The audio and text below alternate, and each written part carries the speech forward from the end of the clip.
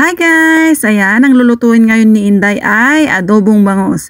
Ayan, nakabili kasi ako kanina ng isang bangus sa Kennedy Town. Ayan, magluluto tayo ng ibang version ng adobo. Ang ilalagay naman natin ay gulay at saka talong. Ayan, let's cook!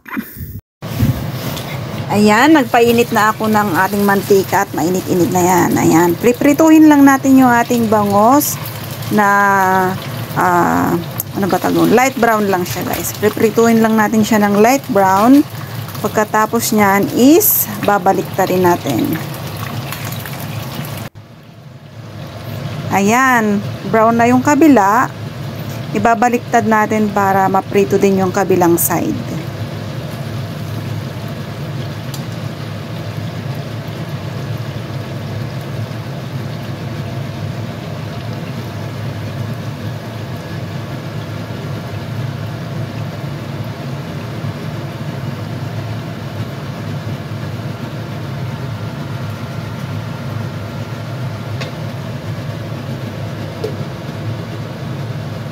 Takpan lang natin para hindi matalansik. Ayan, luto na yung kabilang side.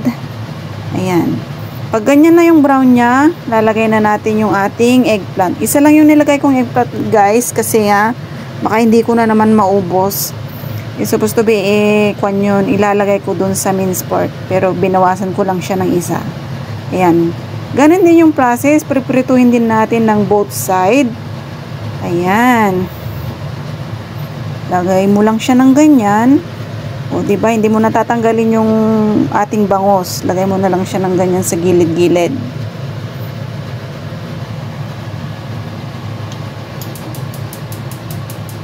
And then, saka natin takpan para madaling maluto yung ating eggplant.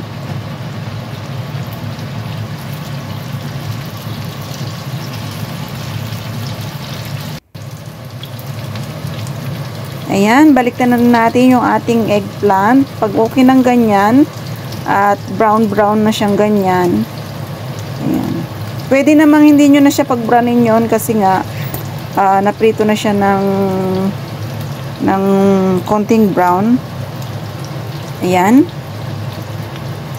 Ganyan lang natin. Tapos, maglalagay tayo ng ating space dun sa ating side para igisa natin ng kaunti yung ating bawang sibuyas at sa ating luya.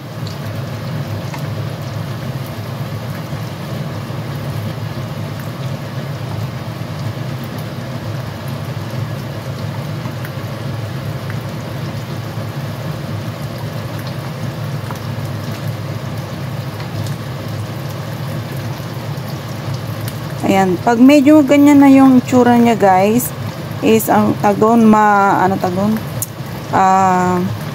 mabango na yung itsura niya, is parang ano ba yan? Parang caramelize na. Pwede na yan guys, sakto na yan. Ayan, pagkatapos nyan, lagay mo na yung ating sauce. Ay, ang sauce natin guys is soy sauce, lemon, paminta at saka oyster sauce. Ayan yung aking nilagay. Tapos dinagdagan ko lang siya ng konting tubig saka asukal. Ayan, timplahin nyo na kung anong gusto nyong timpla. Ayan na nga, tatakpan natin. At pagkatapos ng kumulo, ayan, ilalagay na natin yung ating mga gulay. Gusto ko tong gulay na to kahit luto na is ano ba to, crunchy siya.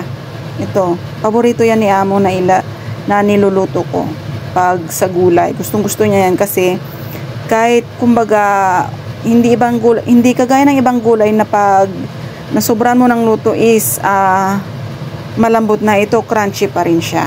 Pero half cook lang yung lulutuin. Gagawin nating pangluto guys. Ayan.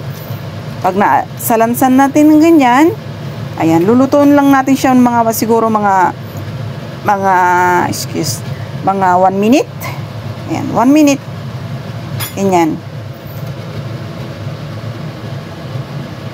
Tatakpan natin. Tapos pag luto na, ayan, luto na siya.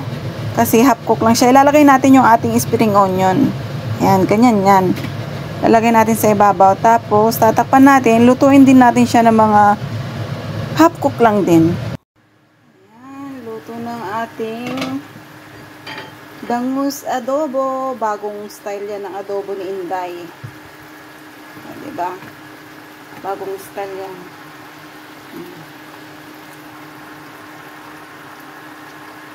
Sarap. Ito yung bagong style ng adobong bangus ngayon, guys. Diba? Bagong style na adobong bangus. Kaob na naman ang isang kaldero nito.